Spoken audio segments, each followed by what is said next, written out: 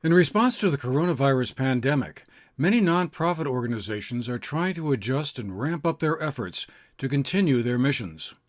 One of them is the Stratton Foundation, which has been trying to provide help and support for lower income Vermonters and help them break the poverty cycle that keeps generations of families stuck in neutral and unable to break out of.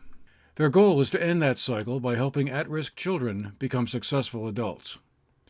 The Foundation has established the COVID-19 Relief Fund to address the urgent needs of Vermont children and families, and we talked by Zoom with Tammy Mosier, the executive director of the Foundation, about how that effort is going. We've launched our COVID Relief Fund, and our goal is to put $250,000 into the community as urgent needs are happening and as they surface long term.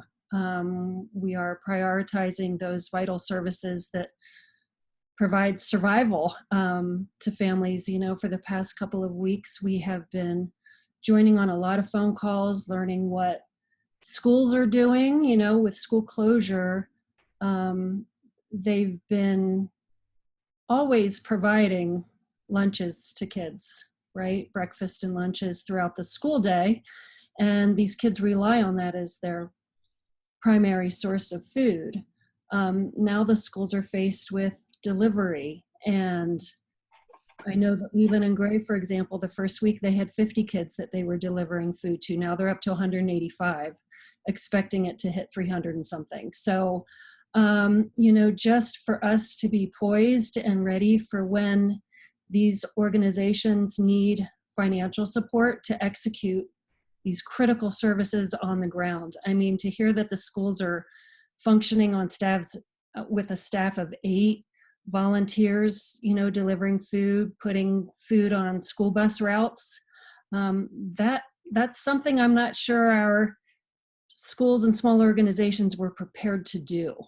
And so the Stratton Foundation is going to be providing critical services and financial support for them to be able to execute.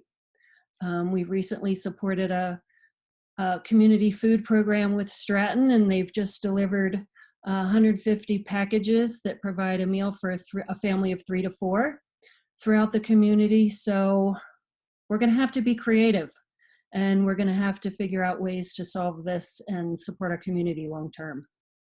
And the response from the folks that you work with through the foundation has been, I gather, fairly positive. Fairly positive, wonderfully positive, actually.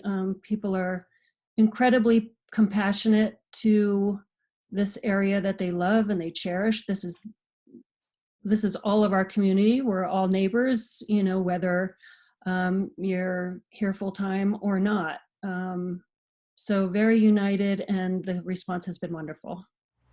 We had our largest fundraiser, the 24 Hours of Stratton, be canceled, and so in March from the pandemic, and so we are switching gears and just wanting to be here for those critical needs. That was halted when the schools were closed down. Our in-school dental hygienist, the oral health has kind of been put on hold for kids that were receiving those services within the walls of the school. We were doing a mental health program at it actually included 5 schools within the area to address teen mental health and suicide prevention. That got stopped. We funded a mentorship program with Burton Success Kids, who their mentees are from MEMS, and that's been ongoing, but it's all on social media, and we're waiting to see what our life-changing summer scholarships, if they will be able to take place or not. So yeah, unfortunately, a lot of the programs that we were supporting within the schools have been affected for sure.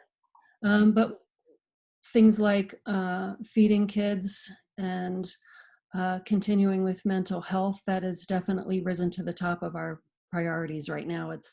Even when the immediate emergency caused by the coronavirus pandemic subsides, there'll be a lot of catch-up work to do. If you know of a nonprofit organization that's filling the gap or trying to, send an email to news, NEWS, at GNAT-TV.org, and we'll try to help you get the word out. For the GNAT-TV News Project, I'm Andrew McKeever.